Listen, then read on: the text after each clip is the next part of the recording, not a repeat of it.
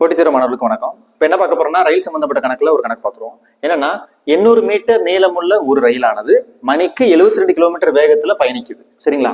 அது ஒரு குகைய ஒரு நிமிடத்தில் கடக்குது அப்படின்னாக்க அந்த குகையோட நீளம் என்னன்னு சொல்லி கேட்டிருக்காங்க. இப்ப என்ன செய்யணும்னா எனக்கு டிஸ்டன்ஸ் வேணும்னா குகையோட நீளத்தையும் கூட்டணும், ரயிலோட நீளத்தையும் கூட்டணும். ஓகேங்களா? அப்ப எனக்கு இது ஒரு ஃபார்முலா உண்டு. Distance is equal to speed into time into 5/18. இதுதான் எனக்கு ரயில் கணக்குகளுக்கு ஒரே ஒரு ஃபார்முலா தான். சரிங்களா? சரி, இப்ப டிஸ்டன்ஸ் எனக்கு எவ்வளவு? குகையோட நீளம் எனக்கு தெரியுமா? கணக்குல தான் கேட்டிருக்கான். எனக்கு தெரியாதனால அது எக்ஸ்ன்னு வச்சுக்கிட்டேன். பிளஸ் ரயிலோட நீளம் 800 மீட்டர் ஈக்குவல் டு ஸ்பீடு பாத்தீங்கன்னா 72 கிலோமீட்டர் ஸ்பீட்ல போகுது. டைம்னு பார்த்தா ஒரு நிமிடம்னா நமக்கு 60 செகண்ட்ல தான் சொல்லணும். இன்ட்டு 5/18. ஓகேவா? நல்ல கவனிங்க.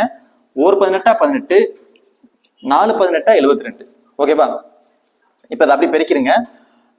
6 30 3 12 1200 வரும். ஓகேங்களா? இப்ப எக்ஸ் பிளஸ் 800 ஈக்குவல் டு 1200 இருந்தா X equal to 1200 minus 800 equal to 400 metre அப்படிங்கிறது எனக்கு குகையோட நீளம் கிடைச்சிடும். தேங்க்யூ.